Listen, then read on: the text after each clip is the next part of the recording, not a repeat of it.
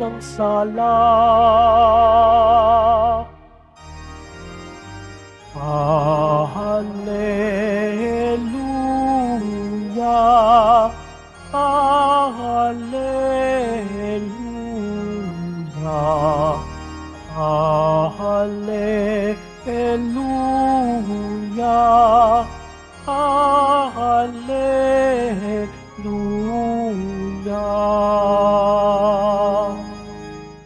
Sumainyo ang Panginoon. At sumairi. Ang mabuting balita ng Panginoon ayon kay San Lucas. Papuri sa iyo, Panginoon.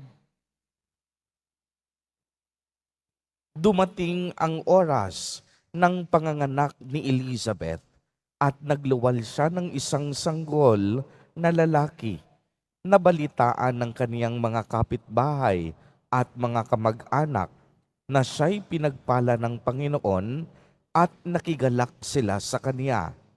Nang ikawalong araw, dumalo sila sa pagtutuli ng sanggol. Sakarias sana ang ipapangalan sa kaniya, gaya ng kaniyang ama. Ngunit sinabi ng kaniyang ina, hindi, Juan ang pangalan niya. Subalit wala isa man sa inyong mga kamag-anak ay may ganyang pangalan, wika nila. Kaya't hinudyatan nila ang kaniyang ama at itinanong kung ano ang ibig niyang itawag sa sanggol. Humingi siya ng masusulatan at sumulat ng ganito, Juan ang kaniyang pangalan, at namangha silang lahat. Pagdakay, nakapagsalita siya at nagpuri sa Diyos. Natakot ang lahat ng kanilang kapitbahay, ano pat naging usap-usapan sa buong kaburolan ng Judea ang mga bagay na ito. Pinakaisip-isip ng lahat ng nakakaalam at ang kanilang tanong, ano kaya ang batang ito? Sapagkat maliwanag na sumasa kanya ang Panginoon. Lumaki ang bata at naging malakas ang kaniyang espiritu. Siya'y tumira sa ilang hanggang sa araw na magpakilala siya sa Israel. Ang mabuting balita ng Panginoon. Pinupuri ka namin, Panginoong Heso Kristo. Magandang umaga po sa inyong lahat, mga kapatid kay Kristo. Sa lahat po ng ating mga taga-subaybay sa iba't ibang online platforms at sa lahat ng ating mga kadiboto sa iba't ibang panig ng Pilipinas at maging sa buong mundo kung saan tayo ay naaabot ngayon ng ating live streaming. Mapayapang umaga din po sa inyong lahat.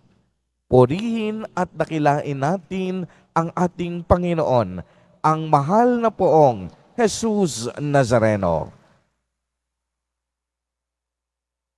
Mga kapatid kay Kristo at mga kadiboto, malugod po namin kayong tinatanggap sa Basilica Minor at Pambansang Dambana ni Jesus Nazareno. Tunay ngang ito ang ginawa ng Diyos. Ang araw na ito ay kaniyang biyaya sa ating lahat. Kaya tayong lahat ay magsaya at magalak dahil ngayon ay ipinagdiriwang natin ang dakilang kapistahan ng pagsilang o kapanganakan ng ating patron dito sa ating simbahan ng Quiapo, si San Juan Bautista. Kaya palakpakan din po natin ang ating patron at pakibati ang katabi, Happy Fiesta. Maligayang kapistahan po sa inyong lahat. Pagkatapos ng ating Novena Masses, ngayon po ay dumadako na tayo sa pagdiriwang at kapistahang ito ni San Juan Bautista. Alam po ninyo, sa ating liturhiya, may 3 kaarawan lamang ang ipinagdiriwang ng ating simbahan. ang kapanganakan ng ating Panginoong Hesukristo na ating ipinagdiriwang tuwing December 25, araw ng Kapaskuhan. Ang ikalarawa naman tuwing September 8, ang kapanganakan ng mahal na Birheng Maria. At ang huli, ipinagdiriwang natin ngayon ang kaarawan ni San Juan Bautista.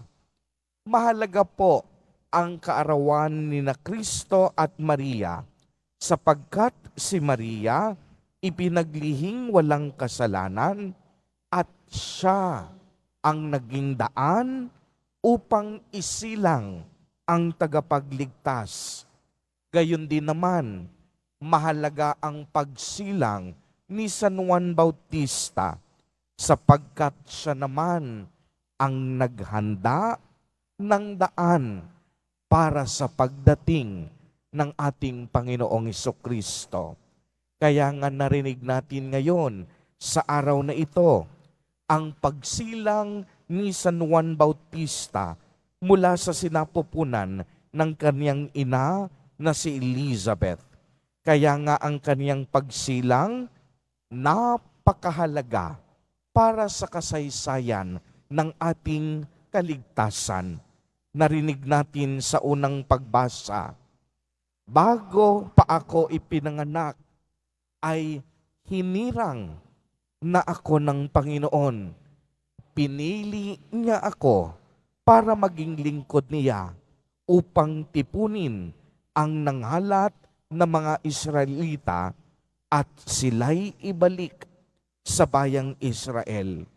Tunay nga pong si San Juan Bautista hinirang at pinili ng Diyos upang ihanda ang pagdating ng manunubos, ang pagdating ng kaligtasan sa mga tao.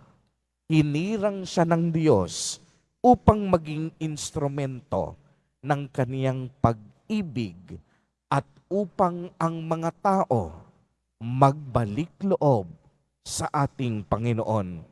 Kaya nga sa ikalawang pagbasa, narinig natin ang mismong pahayag ni San Juan Bautista. At dito, sinabi niya, hindi ako ang Kristo. Huwag kayong magtaka. Hindi pa ako ang tagapagligtas.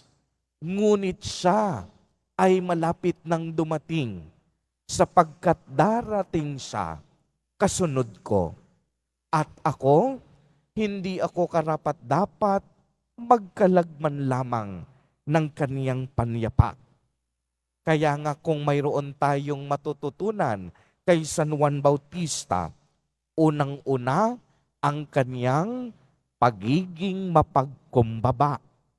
Bagamat marami na siyang tagasunod noon, bagamat marami nang nagpabinyag dahil kay San Juan Bautista, maliwanag sa kanya na hindi siya ang Kristo.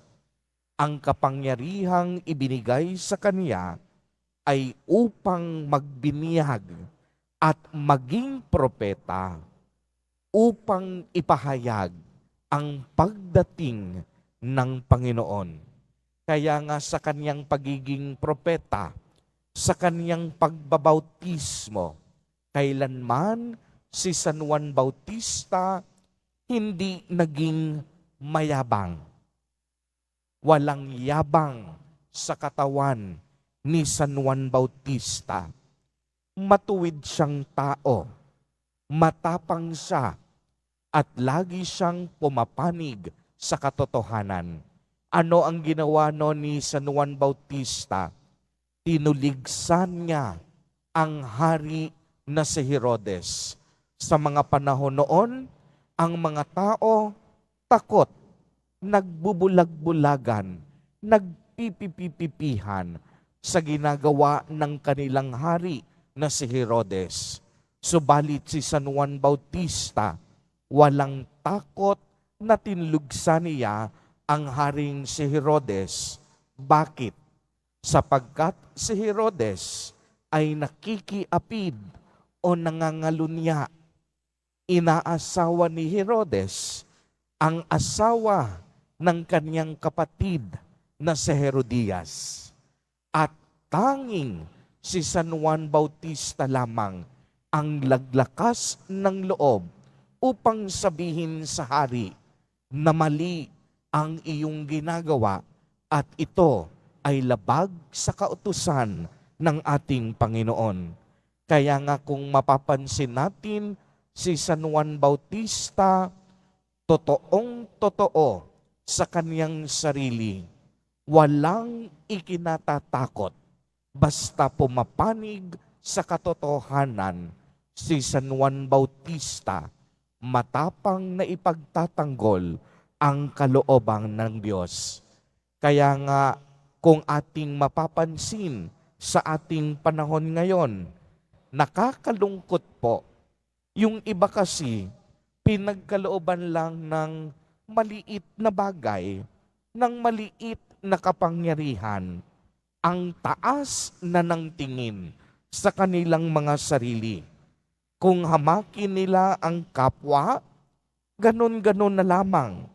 At ang iniisip nila, ang laging ikapupuri at ikaluluwalhati nila. Subalit si San Juan Bautista, ang kaniyang mga paa nanatiling nakaapak sa lupa. Mga kapatid kay Kristo at mga kadeboto, sa araw pong ito, alalahanin natin ang kadakilaan ng ating butihing patron na si San Juan Bautista. Maging huwaran nawa natin ang kanyang kagandahang loob at mapagkumbabang puso. Maging maibigin din sana tayo sa katotohanan. Pumanig tayo sa tama at totoo.